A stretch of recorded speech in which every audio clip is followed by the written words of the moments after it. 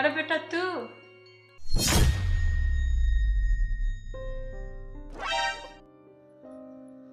अरे दीदी आप कब आई? आपको दिखाई नहीं देता कि मैं अभी अभी आई हूँ? आप किसी दूसरे ग्रह पर रहती हैं क्या? दीदी मुझे नहीं पता था, मैं तो किचन में थी, बस इसलिए पूछ लिया। अरे अब जा, खड़े खड़े मुंह ही लड़ाते रहेगी कि रिया के लिए खाने पीने का इंतजाम भी करेगी।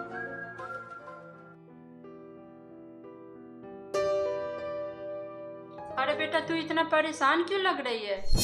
और आने से पहले तूने फोन भी नहीं किया। तेरे घर पे सब ठीक तो है ना? अरे माँ तुम भी ना मेरे ऊपर सवालों की बौछार शुरू कर दो। एक तो मेरा पहले से ही दिमाग खराब हो रखा है। क्या मैं यहाँ भी 2 मिनट शांति से नहीं बैठ सकती? आपको जो भी पूछना होगा बाद में पूछ लेना।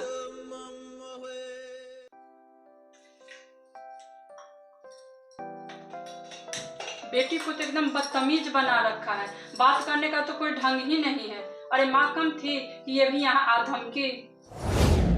बहू, अरे ओ बहू, अकाल पड़ गया है क्या घर में कि कुछ खाने पीने के लिए लाओगी? हाँ माँ जी अभी लाई।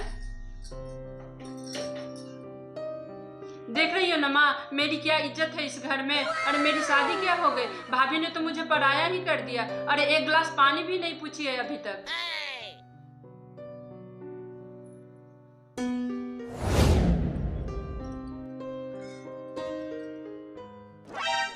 भाभी ये क्या, बस चाय बिस्किट? आपसे ये भी नहीं हुआ कि थोड़े पकौड़े ही तल लें? बस सूखा सूखा ले आया। बहू ये तेरा मैका नहीं कि चाय बिस्किट से ही काम चला लिया। तेरे यहाँ बेटियों की इज्जत सत्कार नहीं होती होगी, पर मेरे यहाँ बेटियों को लक्ष्मी समझकर खातिरदारी की जाती है।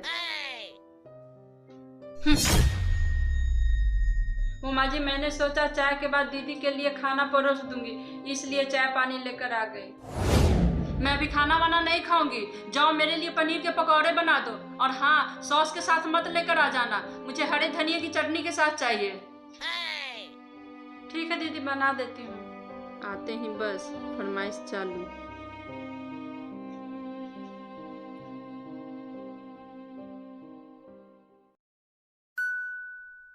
अरे माँ एक नौकरानी तक नहीं रखा है उन लोगों ने, सारे घर का काम करने के लिए बस एक मैं ही हूँ। पर तेरी साथ तो हड्डी कट्टी है। अरे उसे तो कम से कम तेरी काम में मदद करवा देनी चाहिए। वो बुढ़िया क्या मदद करेगी मेरी? उसे तो बेड तोड़ने से फुर्सत ही नहीं है। उसे सब कुछ हाथ में ले जाकर दो, यहाँ तक कि एक गिलास पानी तो खुद से नहीं लेती। और एक मेरी ननद महीने में 1-2 बार तो आ ही धमकती है, भाभी ये बना दो, भाभी वो बना दो। तो मैंने भी साफ साफ बोल दिया कि मैं इस घर की कोई नौकरानी नहीं हूँ, अपना काम खुद से कर लिया करो। अच्छा किया बेटा बोल कर, नहीं तो और सिर पर बैठ जाएगी। अरे इनको बोला तो ये बोलते हैं माँ की तबीयत ठीक नहीं रहती है, बीपी है, शुगर है, माँ का ख्याल रखो, टाइम पर खाना दिया करो। मैंने भी बोल दिया जितनी माँ की चिंता है उतनी मेरी भी कर लिया करो, नौकरानी लगा लो। तो उल्टा मुझ पे ही गुस्सा आने लगे। मेरा भी दिमाग गर्म हो गया, मैंने भी 2-4 सुनाया और सीधा यहाँ चली आई। अब चाहे जो भी हो, जब तक वो मुझसे माफी नहीं मांगेंगे मैं वहाँ जाने वाली नहीं हूँ।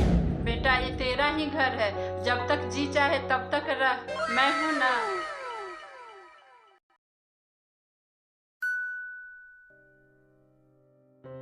भाभी सुनो जरा इधर आना।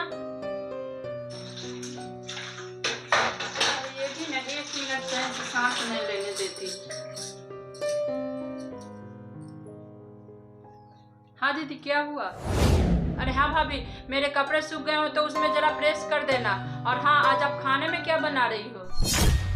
दीदी आपके भैया बोलकर गए हैं कि करेले का भरवा बना देना, बहुत दिन हो गए खाए हुए, तो उसी की तैयारी कर रही थी।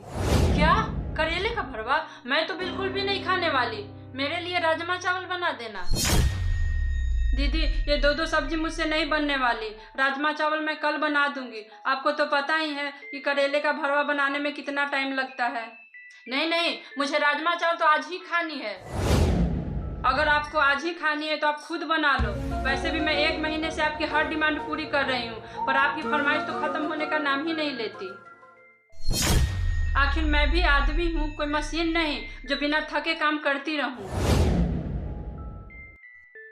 अरे इतनी बहसबाजी किस बात के लिए हो रही है? देखो ना माँ, भाभी को मैंने राजमा चावल क्या बनाने के लिए बोल दिया कि ये तो मुझसे लड़ने ही लगी। ये मुझसे बोल रही है कि खुद से बना लो। मेरी तो कोई इज्जत ही नहीं है इस घर में।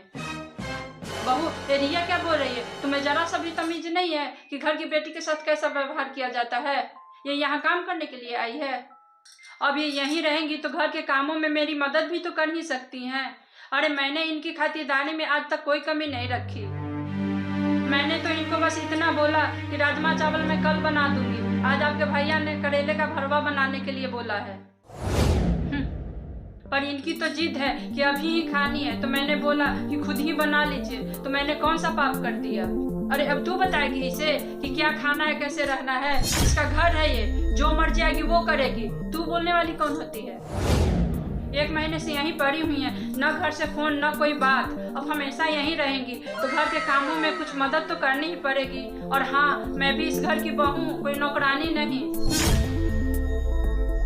देखा ना माँ, भाभी क्या बोल रही थी। अरे इसके बोलने से क्या होता है? तमीज तो इसे मैं बाद में सिखाऊंगी।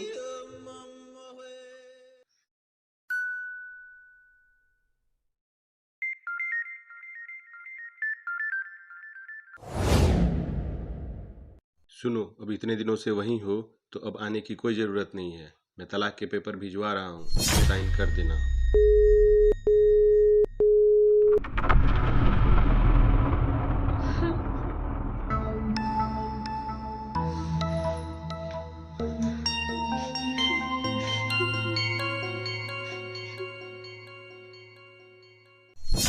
अरे बेटा क्या हुआ? तू रो क्यों रही है?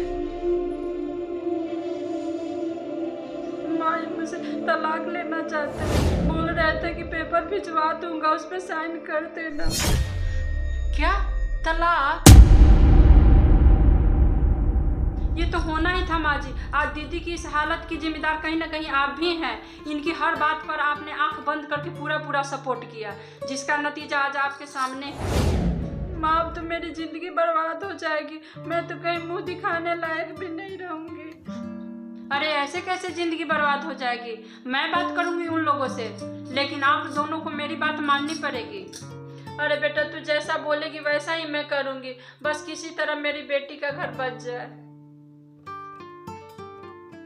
ठीक है माँ जी, कल हम लोग दीदी के घर चलेंगे। और हाँ, आप ध्यान रखना कि कोई ऐसी वैसी बात मत बोल देना जो उनको बुरी लग जाए। बाकी मैं सब देख लूंगी।